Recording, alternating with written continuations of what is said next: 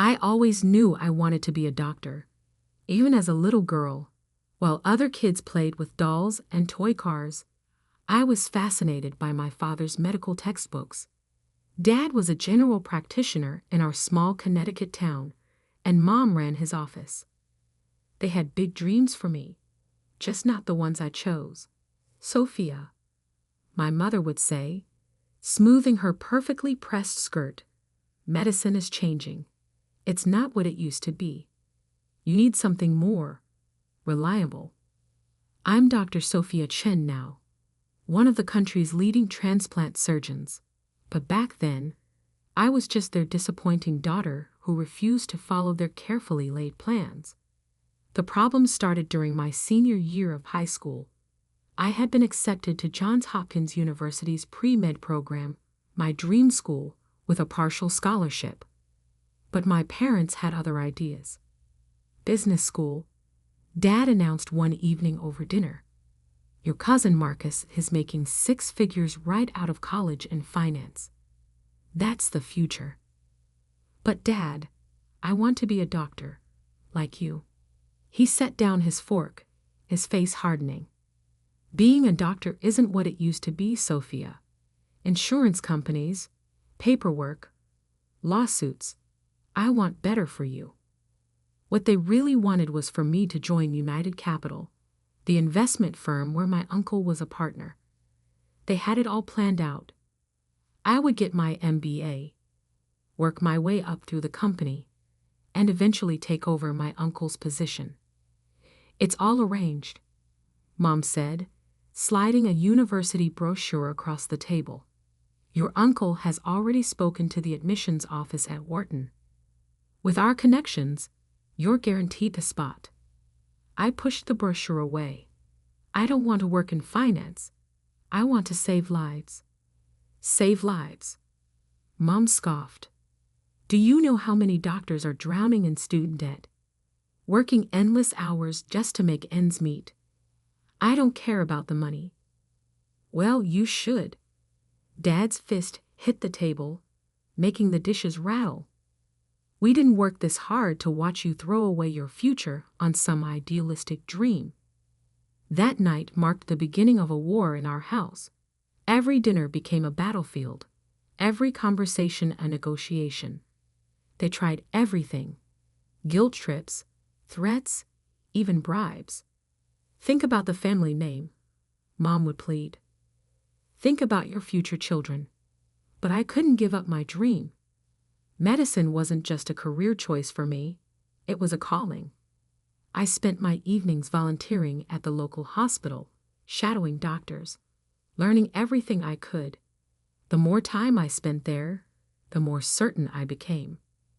The breaking point came 2 weeks before graduation. I had secretly accepted the offer from Johns Hopkins, using my savings from summer jobs to pay the deposit. When the acceptance package arrived in the mail, my mother opened it before I could get home. I walked into chaos. "How dare you?" Mom was standing in the living room, papers scattered around her feet. "Going behind our backs like this?" Dad sat in his armchair, his face a mask of disappointment. "We gave you everything, Sophia. The best schools, every opportunity. And this is how you repay us? It's my life," I said, my voice shaking but determined. "I want to be a doctor. I want to help people." "Help people?" Mom laughed bitterly. "You can't even help yourself make the right decision." "Well, if you're so determined to ruin your life, you won't do it on our dime." Dad stood up slowly. "You have a choice, Sophia. Accept the place at Wharton that we've arranged, or what? Or you're on your own. Completely. No support, no money, no home." I looked at them. These people who had raised me, who had taught me to stand up for what I believed in, now trying to force me to abandon my dreams. Then I guess I'm on my own. The next few hours passed in a blur. I packed what I could into my old Honda Civic: clothes, books, the stethoscope I'd bought with my own money. My parents watched from the doorway, probably thinking I'd break down and change my mind. But I didn't. "If you drive away now," Mom called out as I started the car, "don't bother coming back." Dad's voice followed me down the driveway. "You're making the biggest mistake of your life." I drove straight to Aunt Maria's house. She was my mother's younger sister, the black sheep of the family who had chosen to become a high school teacher instead of joining the family business. She took one look at my tear-stained face and opened her arms. That night, curled up on her couch, I told her everything. "They think they're protecting you," she said, stroking my hair. "But they're just scared.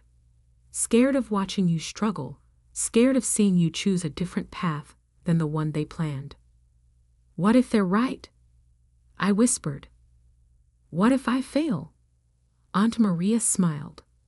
"Then you'll fail doing something you love, instead of succeeding at something that makes you miserable." She helped me plan everything: student loans, part-time jobs, scholarship applications. It wouldn't be easy, but it was possible. "You can stay with me until you leave for Baltimore," she said. "And during breaks too. This is your home now." The next few months were a crash course in independence. I worked 2 jobs over the summer: mornings at a coffee shop, evenings at the hospital gift shop. Every penny went into my college fund. My parents didn't call. Not when I graduated high school. Aunt Maria cheered loud enough for 3 people. Not when I packed up for college. Not even on my birthday. But as I drove away from Connecticut toward Baltimore, toward my future, I felt lighter than I had in years. Sometimes being cut off is really being set free. I just didn't know then that 12 years later, they would need me more than I ever needed them. Medical school was everything I dreamed of and harder than I ever imagined. While most of my classmates had family support, both financial and emotional, I worked my way through every semester. Between classes, clinical rotations, and part-time jobs, sleep became a luxury I rarely enjoyed. My first year at Johns Hopkins, I lived in the smallest apartment I could find. Really just a converted garage with a hot plate and a shower that barely worked. But it was mine, earned with my own money. I still remember my first day in an anatomy lab. Standing over the cadaver, I felt a mix of awe and determination. This was where I belonged.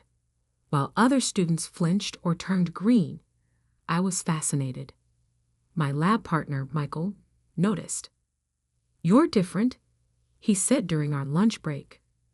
"Most people are just trying not to throw up on their first day." I shrugged.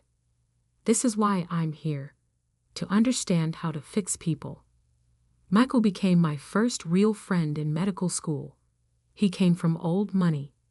His family had a wing named after them at 3 different hospitals. But he never made me feel less for having to work my way through school. "You're crazy," he'd say, finding me studying in the library at 2 a.m. after my shift at the campus cafe. "Let me help. My trust fund is just sitting there." But I always refused. This was my journey, my struggle, and I would make it on my own. During my second year, I discovered my calling. Dr. Sarah Martinez, the head of transplant surgery, gave a guest lecture that changed my life. She showed us a video of a heart transplant she performed, the intricate dance of removing a failing organ and replacing it with one that could give someone a second chance at life. After class, I gathered my courage and approached her. "Dr. Martinez, I'd love to learn more about transplant surgery." She looked at me thoughtfully. "It's the hardest specialty to get into. Long hours, high stress, constant on-call. Most students run the other way. I'm not most students." Something in my voice must have convinced her. She offered me a research position in her lab, unpaid of course, but invaluable experience. I took it without hesitation, even though it meant picking up extra weekend shifts to make up for the time I'd spend in the lab. Meanwhile, life went on back home. Aunt Maria kept me updated about my parents, though I never asked. Dad's practice was doing well. Mom had joined the hospital board.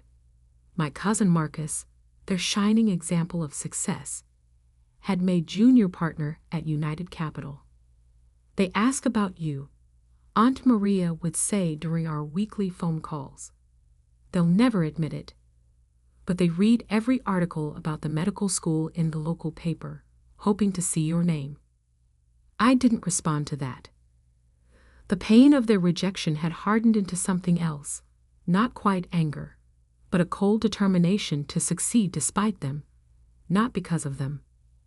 During my third-year rotations, I finally found my groove. While other students dreaded the long hours and intense pressure, I thrived on it. Surgery became my home, the operating room my sanctuary. Dr. Martinez noticed. She started inviting me to observe her transplant surgeries, teaching me things that weren't in any textbook. The hard part isn't the technical skill. She told me one night as we scrubbed out after a successful liver transplant. It's carrying the weight of knowing that every decision you make could mean life or death for your patient. I graduated from medical school ranked second in my class. The ceremony was bittersweet. Aunt Maria cheered from the audience, but the 2 empty seats beside her felt like an accusation. My residency match was everything I'd hoped for. The transplant surgery program at Massachusetts General Hospital. 5 more years of brutal hours, endless study, and gradually increasing responsibility. I specialized in high-risk cases that other surgeons wouldn't touch. My research focused on improving success rates in complex multi-organ transplants. Slowly, my reputation grew. By my 4th year of residency, I was being called in to consult on the most difficult cases. Patients started requesting me specifically, even though I was still technically in training. The attending surgeons trusted me with increasingly complex procedures. Then came the case that would make my career. Emma Collins was 8 years old, suffering from a rare genetic condition that was causing multiple organ failure. She needed a combined heart-liver transplant, a procedure so complex that most hospitals wouldn't even attempt it. Her parents had been told to prepare for the worst, but I couldn't accept that. I spent weeks researching her case, developing a new surgical approach that might work. Dr. Anderson, the chief of surgery, listened to my proposal with growing interest. "It's never been done quite this way," he said, studying my diagrams. "But theoretically, it could work. Let me try." I pleaded. "She deserves a chance." He agreed, but with a condition. He would supervise, but I would lead the surgery. It would be my chance to prove myself, but also my greatest risk. If something went wrong, my career could be over before it really began. The surgery took 14 hours. 14 hours of intense concentration, split-second decisions, and the kind of precision that leaves no room for error. By hour 10, even Dr. Anderson was looking tired, but I felt more focused than ever. When we finally closed, when Emma's new heart was beating strongly, and her new liver was functioning perfectly, Dr. Anderson looked at me with newfound respect. "I've been doing this for 30 years, he said as we scrubbed out. "I'd never seen anything quite like that." Emma's case was written up in medical journals. I was invited to present at conferences, teach my technique to other surgeons. At 30, I became the youngest attending transplant surgeon in Mass General's history. My parents must have read about it. The medical community isn't that large, and success stories like Emma's make news, but they never reached out. I told myself it didn't matter. I had built my own life, my own success, without them. I had proved them wrong about everything. Then, on a routine Tuesday morning, my assistant handed me a new case file. Priority transplant evaluation, she said. Patient needs a specialized procedure. Very complex case. I opened the file and felt the world stop spinning. The patient's name was James Chen, my father. I stared at my father's medical file for what felt like hours. His condition was serious. End-stage liver disease complicated by a rare vascular disorder. He needed a specialized type of transplant that only a handful of surgeons in the country could perform. I was one of them. The irony wasn't lost on me. The career path they had so thoroughly rejected was now their only hope. According to the file, they had been referred to Mass General by their local hospital. They probably had no idea I worked here. Dr. Chen. My assistant's voice snapped me back to reality. The patient's initial consultation is scheduled for tomorrow at 9 a.m. Should I reassign the case? I thought about it. I could easily pass this to another surgeon, avoid the confrontation altogether. But something in me, maybe pride, maybe that last stubborn thread of daughterly duty, made me shake my head. No, keep it on my schedule. That night, I barely slept. I reviewed his case over and over, though I had memorized every detail at first glance. The surgery he needed was one I had pioneered, a modified approach to liver transplantation for patients with complicated vascular issues. Without it, his chances of survival were less than 20%. At 8:55 the next morning, I stood outside my office, heart pounding. Through the window, I could see them sitting in the consultation room. My father, noticeably thinner than I remembered, and my mother, her hair now streaked with gray. I took a deep breath and opened the door. Good morning. I'm Dr. Sophia Chen. The silence that followed was deafening. My mother's hand flew to her mouth. My father's face went pale, then flushed. For a moment, we all just stared at each other, 12 years of absence hanging between us like a physical thing. Sophia. My mother's voice was barely a whisper. Hello, Mom. I kept my voice professional as I sat down behind my desk. I've reviewed your case thoroughly, Dad. The situation is serious, but there are options we can discuss. You're the specialist they referred us to. My father sounded dazed. Yes, I developed the surgical technique you need. Currently, I'm one of only 3 surgeons in the country qualified to perform it. My mother started crying silently. My father just stared at me, seeing for the first time the doctor I had become, the doctor they had tried to prevent me from being. I walked them through the procedure, explaining every detail with clinical detachment. Inside, my emotions were chaos, but outwardly, I maintained my professional composure. The success rate for this procedure, with me as primary surgeon, is 94%, I concluded. Without it, your prognosis is poor. The choice, of course, is yours. My father cleared his throat. You're really the best option I have?